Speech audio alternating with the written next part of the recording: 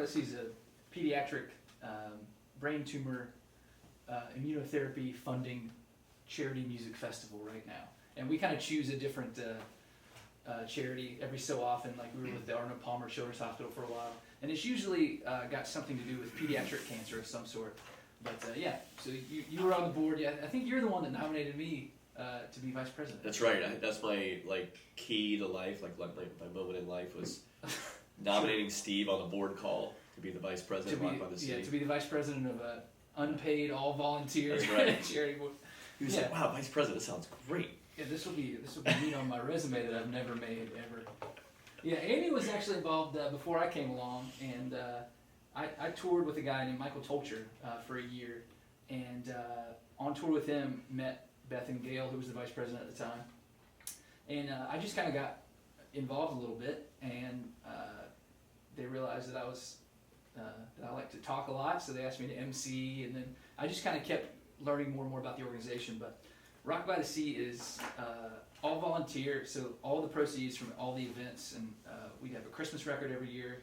We started doing this Right by the Sea, where we get some artists together and make a record the past couple of years, and all the proceeds from everything go straight to the charities. And so it's just a really cool organization. Rock by the Sea is the website, rockbythesea.org, and yeah, it's given almost $1 million to Children's Cancer Charity in the past 15 years. That's great. And it's just we have a flagship event every May in St. George Island, Florida, and it's just a great little community, kind of like what you're talking about. And it's only about 500-ish people that come to the May event, but it sells out every time, and it's just a really good vibe down there. And then we started to kind of have these events pop up all over America. But yeah, the Pediatric Brain Tumor Immunotherapy Program at the University of Florida is who we're funding right now. And Dr. Mitchell, it was just this glioblastoma, the same brain tumor that killed John McCain. It was 100% fatal in kids under 12. And so Dr. Mitchell created a lab at the University of Florida, and they don't get near the funding they need just because it's for a rare brain tumor, and then it's even more rare that it's within children. And so people the bigger pharmaceutical companies aren't really rushing to figure this issue out, which is sad. So we kind of feel like our little dollars make a bigger impact. You give somebody a check for $60,000, and then you meet their 15-person team, and one of them makes $60,000 a year, and you're like, oh, this is a whole person being here doing research all this year. So it really makes you feel like you're doing something cool. So can you tell us about a little bit? I know we've had a couple of the artists here that have been involved with it, but a little bit more about the artist involvement and their how they start to become involved, and then how all goes. What's that? I knew that Matt's never played it. Oh, Matt! I would love to get my time to Rock by the Sea, but I've not had a formal invitation. You're gonna do it, believe me. And the thing is, when you're on the outside I'll work looking security in, for you. yeah, come on. When you're on the outside looking in, you want to get involved, and then you come do a Rock by the Sea thing, and you're like, oh, you didn't make much money, and I had to do a lot. Maybe this was, yeah. I didn't say anything at all. I know. No, Rock by the Sea is great. So it's basically it's all just references from people that we know and love, and other musicians that have kind of sent us friends. And Beth Gosnell is the president. It's definitely her baby, and I just kind of am a guy who probably just had the email addresses of some people that she needed to get in touch with when it comes down to it.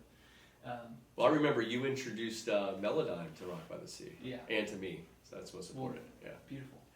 I'm a connector too. We're both connectors. That's right. Yeah, man. But when you come down, there's you interact with everybody who's down there, and that's kind of a big thing for us, is breaking down that fourth wall. So everybody is just kind of mixing together all the time, and our people are pretty respectful for the most part. And Don't look at me. we ask for people to send us sets during the year sometimes for streaming events to raise money, or we'll ask people to. There's a lot of little birthday calls and stuff we get people to do just to kind of check in from Rock by the Sea, and done some Children's Hospital appearances. We have some of the artists do that, but that's kind of the gist of it. Yeah. Amy, do you want to chime in on anything? Sure. Yeah. Rock by the Sea is great. I think musicians getting involved in charity in general is a great thing. I'm a big believer of karma. You get what you give.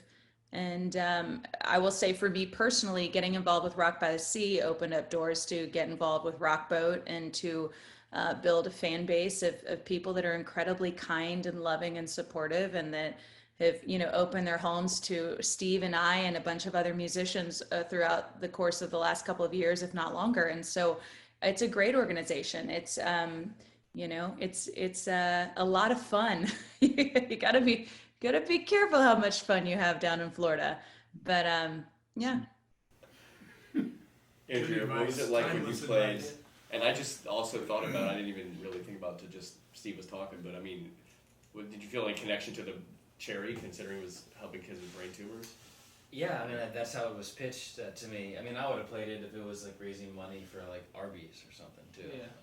Yeah, I was just pumped to play. I made sure I talked about that and a whole bunch of other things, and I was like, and this is what we pay you, but it's gonna be great.